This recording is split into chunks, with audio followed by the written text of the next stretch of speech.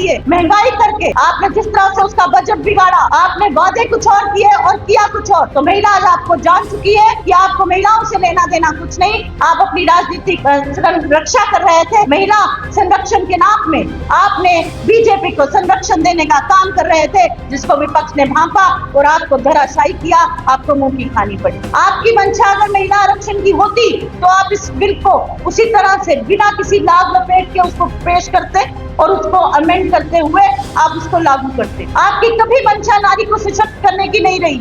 आप चाहते थे कि नारी सशक्तिकरण के नाम पे आप देश और दुनिया को गुमराह कर सके। आज आपकी मंशाओं को उजागर करते हुए विपक्ष ने आपकी मंशाओं को बिल्कुल धराशायी किया है। आपने जनगणना जिससे आप उत्तर और दक्षिण को लड़वाना चाहते हैं, आप भारतीय संघीय ढांचे को तोड़ देना चाहते हैं, आप भारतीय फेडरल सिस्टम जो है उसके ऊपर आपने एक बड़ा प्रहार किया है। आप चाहते हैं कि जहां आपका होल्ड है, आप हिंदी पट्टी भाषा जो है, जहां आप उत्तर प्रदेश और जो आपकी बिहार या जैसी वादी जहां पे आपका एक होल्ड है, आप वहां चाहते हैं कि ये जो डिलिमिटेशन के सहारे आप वहां आप उसका नंबर बढ़ा दें, आप आंकड़े बढ़ा दें, कि आप जो भारत का भूगोल है उसको नया एक दिशा देना चाहते हैं, अपने आप भूगोल लिखना चाहते हैं, जिसकी अनुमति आपको नहीं मिली। आपको लोकसभा में मुंह की खानी पड़ी। आपके संबोधन में बार बार टीएमसी, बार बार डीएमके और कांग्रेस को तो आप निशाना बनाना कभी छोड़ते ही नहीं। आपने जिस तरह से राजनीतिकरण किया कल एक पीएम ऑफिस का, ये बहुत दुर्भाग्यपूर्ण है। इतना नीचे मत गिराइए उस ऑफिस को जितना आप स्तर गिराते जा रहे हैं राजनीति का।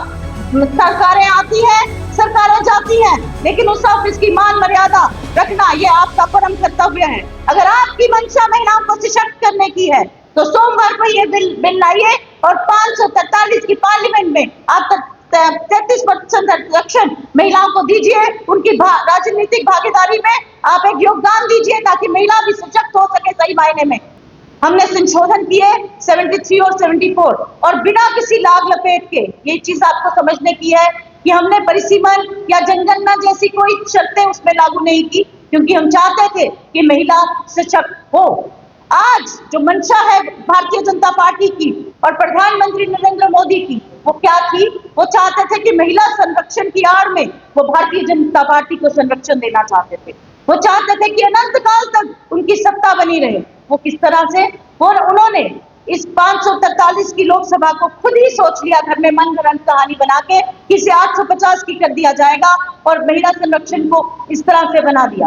अब बताइए मुझे, ये 850 का आंकड़ा आया कहां से? क्या उन्होंने किसी भी विपक्षी दल की मीटिंग की?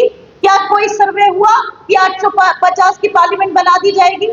अब मैं आपसे ये जानना, आपके द्वारा, आपके माध्यम से भारतीय जनता पार्टी से एक सवाल पूछना चाहती हूँ कि जब ये 543 के अंदर हमने ये मांग की थी 2023 में ही कि आप आज से इसको लागू कर दीजिए, उस वक्त 2024 के चुनाव थे, हमने आपसे कहा कि इसे आज और अभी लागू कर दिया जाए। आपने इसको परिसीमन से जोड़ा, आपने इसको जनगणना से जोड़ा ताकि इसमें देरी हो सके और इसमें टाल मटोल की राजनीति आपने की।